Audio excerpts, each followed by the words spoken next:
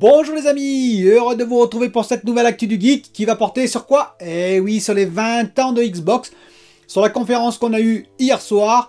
Et donc je me suis intéressé à cette conférence, alors tard dans la nuit, parce qu'avant j'ai eu bien entendu une partie de JDR avec mes amis. Donc j'ai pu regarder cette conférence après coup et je vais vous dire ce que j'en ai pensé. A tout de suite.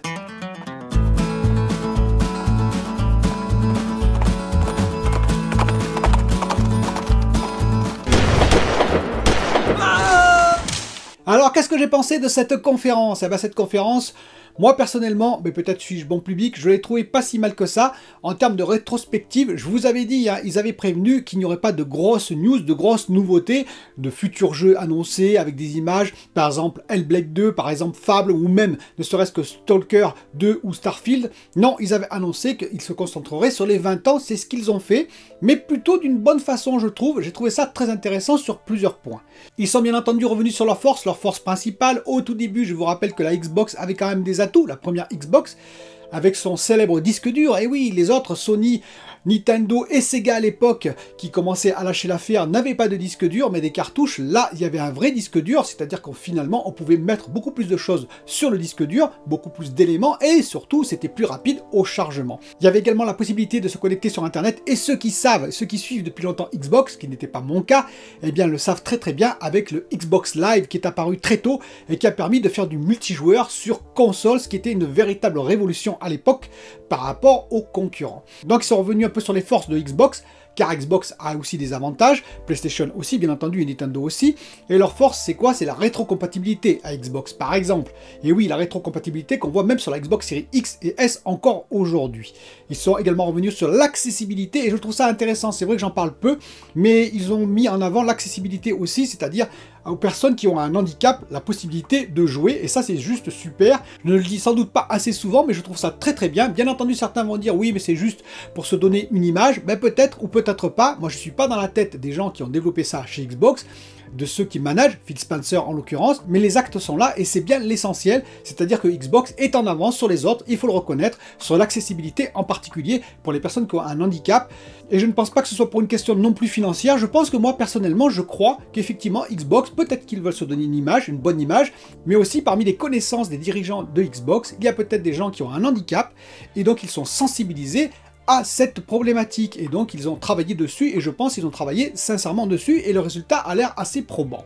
Ils sont également revenus sur le multijoueur, et oui c'est la grande force de Xbox, le multijoueur depuis toujours, même durant la période Xbox One X un peu plus compliquée, la Xbox One surtout, et bien quand même le multijoueur était une des forces principales de Xbox, et bien entendu ils ont finalisé tout ça, ils ont impacté tout ça avec le Game Pass.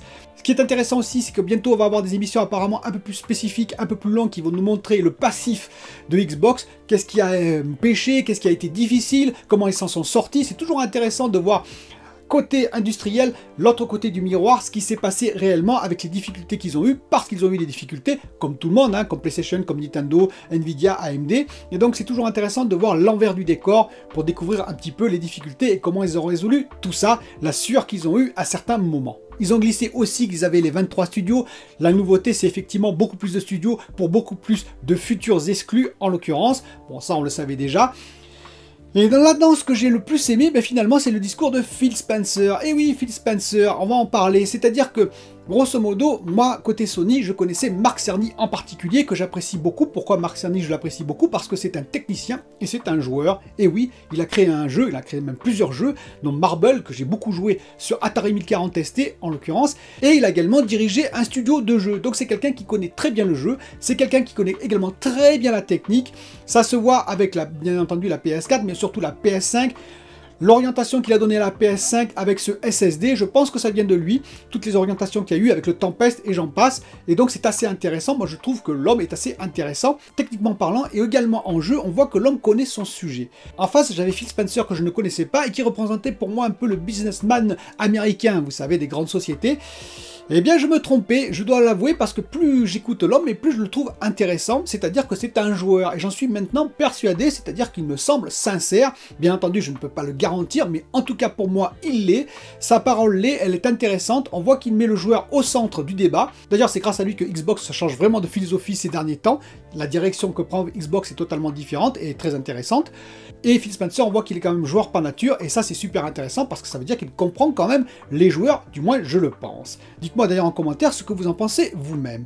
Et donc j'ai trouvé son discours assez intéressant, bien entendu c'est un discours marketing aussi, il ne faut pas rêver, il a une entreprise à gérer, il doit faire des bénéfices, Xbox est important maintenant parmi Microsoft, ça représente quand même une part non négligeable, mais ceci dit, on voit qu'il fait tout quand même pour ses équipes, qu'il s'intéresse à ses équipes et aux joueurs, et j'espère que c'est sincère. Ce que j'ai beaucoup aimé aussi, c'est 343 Industries, l'équipe qui est apparue, qui a présenté bien sûr Halo Infinite, et en particulier le multijoueur qui arrive tout de suite, au lieu d'arriver le 8 décembre, ce qui est toujours un petit cadeau intéressant. Mais j'ai bien aimé voir cette équipe parce que c'est une équipe qui a dû beaucoup souffrir. Et oui, vous imaginez bien, il y a un peu plus d'un an, quand ils ont présenté Halo Infinite pour la première fois, il y a eu beaucoup de critiques, dont les miennes en l'occurrence, je le reconnais. Eh bien, ça a dû être très difficile pour eux d'entendre toutes ces critiques. Ils ont dû se remettre en question, bien entendu, mais c'est toujours difficile de recevoir une flopée, voire d'insultes, et j'espère qu'il n'y en a pas eu trop, mais il y en a eu quand même, en tout cas de critiques, et de les supporter en tant que développeur, alors que vous avez quand même travaillé, parce que je présume qu'ils ont travaillé d'arrache-pied quand même. Bien entendu, le résultat n'était pas à la hauteur, il faut le reconnaître, mais tout de même, ça m'a fait plaisir aujourd'hui de les voir, enfin sourire, on va dire, enfin être heureux de présenter, et peut-être fier même de présenter leur jeu, et j'espère qu'il sera à la hauteur, le 8 décembre en solo, et tout de suite en multijoueur, et je vais pas tarder, bien entendu, à le télécharger et à l'essayer, vous pensez bien.